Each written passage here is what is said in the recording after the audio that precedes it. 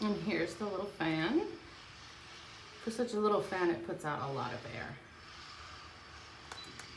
Here it has 3 settings. Low,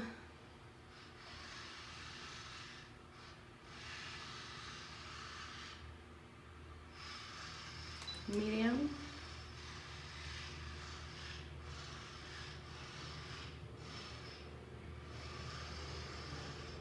high,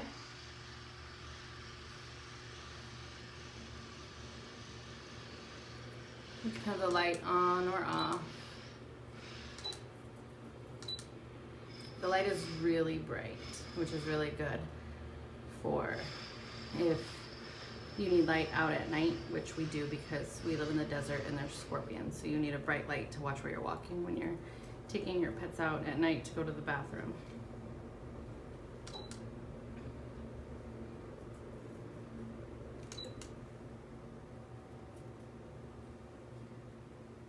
So it comes with this remote that you can hang on the wall, or you can not hang it on the wall.